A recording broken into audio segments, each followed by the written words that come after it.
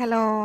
എല്ലാ കൂട്ടുകാർക്കും daily current അഫയേഴ്സിൻ്റെ ഏറ്റവും പുതിയൊരു വീഡിയോയിലേക്ക് സ്വാഗതം. നമ്മളിന്ന് പഠിക്കുന്നത് 2026 ഏപ്രിൽ 22-ാം തീയതിയിലെ കറണ്ട് അഫയേഴ്സ് ചോദ്യങ്ങളാണ്. ആദ്യം നമുക്ക് ഏപ്രിൽ 22-ന് പ്രത്യേകത നോക്കാം. നമ്മൾ ലോക ഭൗമ ദിനമായിട്ട് ആചരിക്കുന്ന ദിവസമാണ് ഏപ്രിൽ 22, ലോക ഭൗമ ദിനം.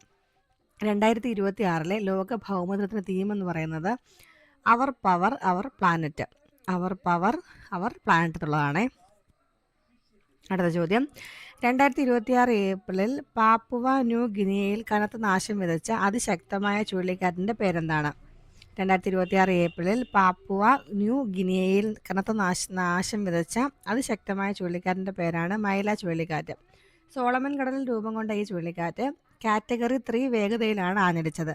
മണിക്കൂറിൽ 185 കിലോമീറ്റർ വരെ വേഗതയിലുള്ള കാറ്റും കനത്ത പ്രളയവും ഈ മേഖലയിൽ റിപ്പോർട്ട് ചെയ്തിട്ടുണ്ട്.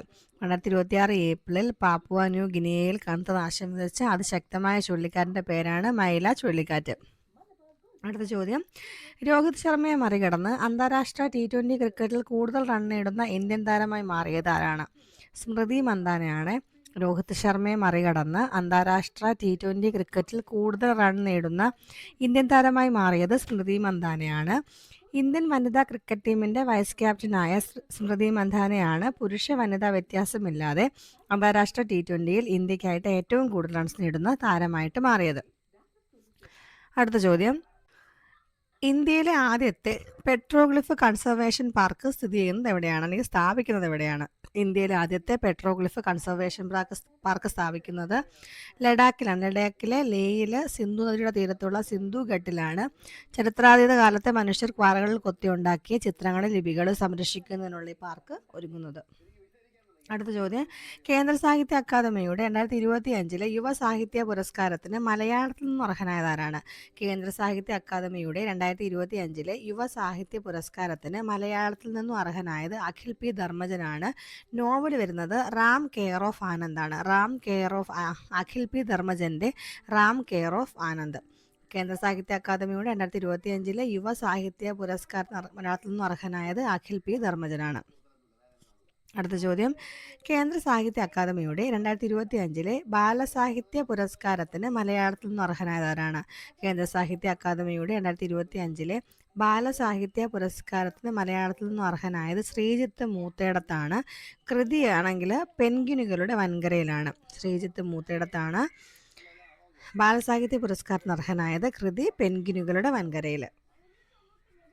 അടുത്ത ചോദ്യം, 2025 നൽകിയ 2023 കേരള കലാപുരസ്കാരങ്ങൾ ഏതൊക്കെയാണെന്നുള്ളത് നോക്കാം. കഥകളി പുരസ്കാരം ലഭിച്ചത് കുറൂർ വാസുദേവൻ നമ്പൂതിരിക്കാണ്. വാദ്യം വരുന്നത് ചെണ്ടയാണ്. കലാമണ്ഡലം ശങ്കരവാര്യർ. മദ്ദളത്തിന് കലാമണ്ഡലം ശങ്കരവാര്യർ. പിന്നുള്ളത് പല്ലാവൂർ അപ്പുമലർ പുരസ്കാരമാണ്. പല്ലാവൂർ അപ്പുമലർ പുരസ്കാരം ലഭിച്ചത് മട്ടന്നൂർ ശങ്കരൻകുട്ടി മലർക്കാണ്. പല്ലാവൂർ അപ്പുമലർ പുരസ്കാരം ലഭിച്ചത് മട്ടന്നൂർ ശങ്കരൻകുട്ടി മലർക്കാണ്.